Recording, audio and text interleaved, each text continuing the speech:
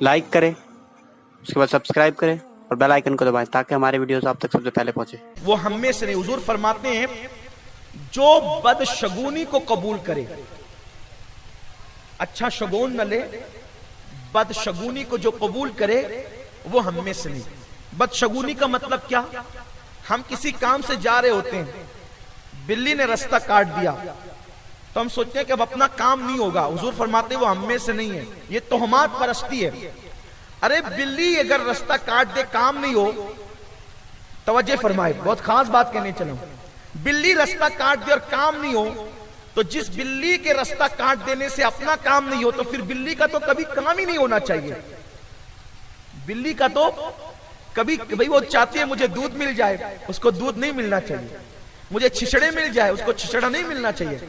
लेकिन आप देख रहे हैं कि बिल्ली के काम बनते जा रहे हैं। बल्कि बड़ी बात तो ये कहूं, आप परेशान रहते, वो परेशान नहीं रहते।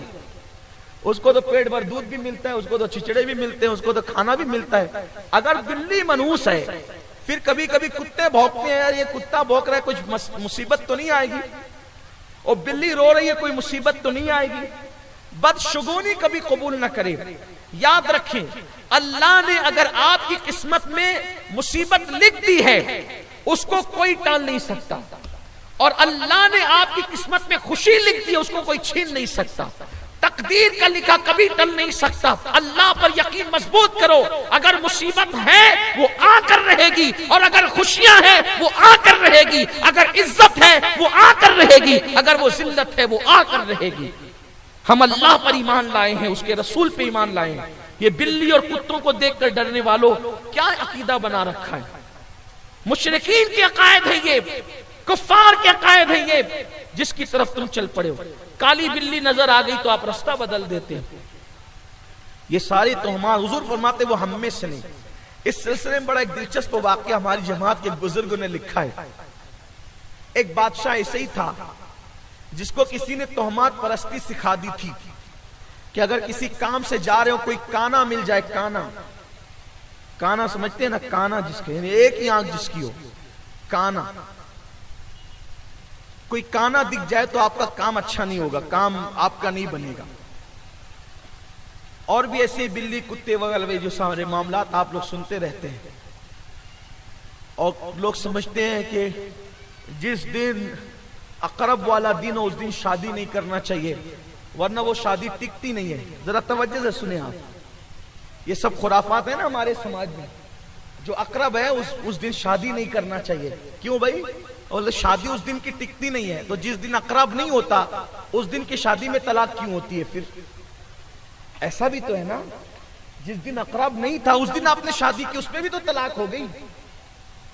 तो ये सब तोहमात परस्ती है। अल्लाह ने खैर लिखा है तो अकरब वाला दिन भी आपको नुकसान नहीं पहुंचा सकता। और अल्लाह ने आपकी तकदीर में अगर कुछ मुसीबत लिखी है तो फिर शबे कदर में भी आप पर मुसीबत आ सकती है, शबे बारात में भी आप पे मुसीबत आ सकती है, ईद के दिन भी आप पर मुसीबत आ सकती है। अल्लाह ने जब जिसकी किस्मत में मुसीबत लिखा, कोई दिन मनहूस नहीं है, कोई रात मनहूस नहीं है, कोई शख्स मनहूस नहीं है। अल्लाह तबारक व तआला ने जिसको भी पैदा किया हिकमत से पैदा किया है। लोग खाम का दिमाग बनाए हुए, ये मनूस है, वो मनूस है, वो मनूस है, ऐसा कुछ नहीं। बल्कि हम तो ये देख रहे हैं कि शादी की महफिल में जहां हल्दी लग रही हो, मेहंदी लग रही हो दुल्हन को, वहां से बेवा औरतों को बाज़ाब्ता तौर पर निकाल दिया जाता है। यहां से चली जाओ, अभी यहां सुहागनी होंगी, किसी बेवा को इजाजत नहीं। सोचो तुम्हारी फिक्र क्या बनी है। अगर बेवा मनहूस होती, मैं उस बेवा पर, मेरे माँ बाप उस बेवा पर कुर्बान है। अल्लाह अकबर, जिसकी गोद में दुर्रे यतीम बनकर मुस्तफा जाने रहमत तशरीफ लाए। अगर बेवा मनहूस होती तो रूहे कायनात उस आमिना खातून की गोद में क्यों आते जो जवानी में बेवा हो गई थी। बेवा मनहूस नहीं है। 2 मरतबा बेवा होने वाली खदीजा को मेरे आका ने मोमिनों की मां उम्मुल मोमिनीन बना दिया।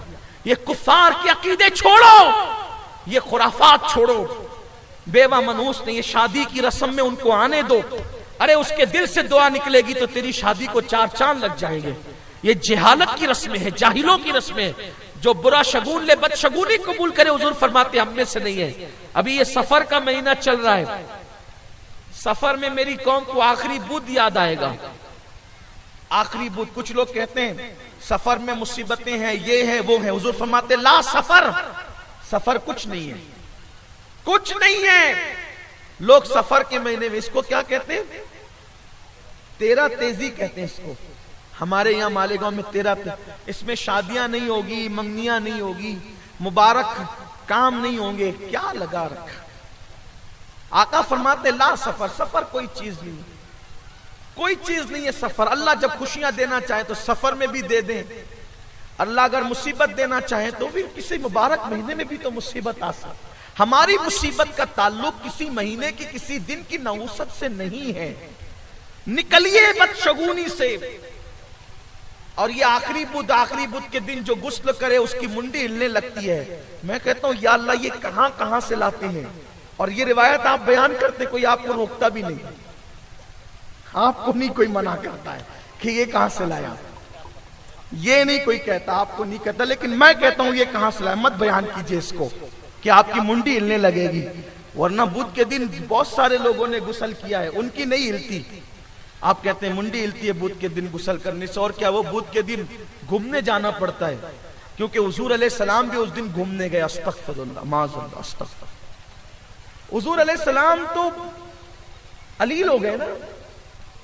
आकाए करीम सल्लल्लाहु अलैहि वसल्लम जब हज्जतुल वदा से तशरीफ लाए तो हुजूर सैयद आलम सल्लल्लाहु अलैहि वसल्लम जब अलील हुए तो फिर अलालत बढ़ती ही रही, दरमियान में कभी कमी बेशी होती रही।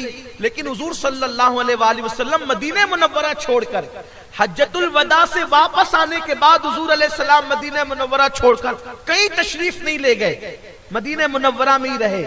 ऐसी बातें मत किया करो और हुजूर अलैहिस्सलातु व तस्लीम पर ऐसी चीजें माज़अल्लाह मत बांधा करो। तो कोई आखिरी बुध नहीं है। क्यों भाई, आखिरी बुध के बाद फिर बुध नहीं आएगा क्या?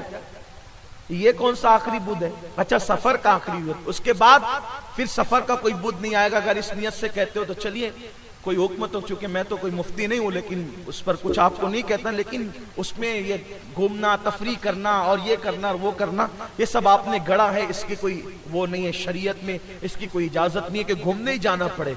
बल्कि हमने तो ये सुना था, बचपने में सुना था, अभी नहीं सुना, कि बल्कि उस दौर में लोग इस कदर आखिरी बुध को घूमने जाते थे कि अगर लोगों के पास पैसे नहीं होते थे तो लोग आखिरी बुध के आसपास जो है वो मुर्गियां खोलते ही नहीं थे।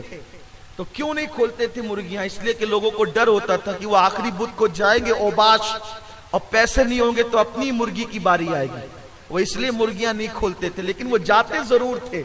ये हालत थी लोगों की। अब माशाल्लाह इनकलाब आया अल्हम्दुलिल्लाह, और अब ऐसा नहीं होता, लोग बहुत शऊर वाले हो गए, लोगों के अंदर बड़ी समझदारी पैदा हो गई। अब ऐसे हालात अल्हम्दुलिल्लाह नहीं है। लेकिन कुछ लोगों में जो बाकी है उनसे भी कहता हूं कि वो ना जाया करें। घूमने फिरने तो कभी भी जा सकते हैं, लेकिन खास उस दिन ये कह करके कि हुजूर तशरीफ ले गए, ऐसी बात नहीं है। आप इस तरीके के खुराफात को रिवाज न दें। औरतें भी जाती है घूमने के लिए, उस दिन न जाएं, उस दिन बचे जाने से। तो अर्ज करने चला था कि एक बादशाह था, वो शिकार के लिए निकला और वो ऐसी बदशगुनी करता था। बदशगुनी का मतलब कि अगर काना मिल जाए तो सफर अच्छा नहीं होता।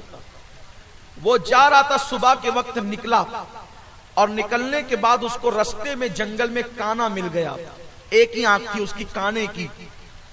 तो उसने कहा लो यार, सारा काम खराब हो गया, सारा काम चौपट हो गया। और लोगों ने पूछा क्यों? कहा ये काना दिख गया है, और ये काने मनहूस होते हैं। अब तो शिकार के लिए निकले, शिकार हाथ लगेगा ही नहीं।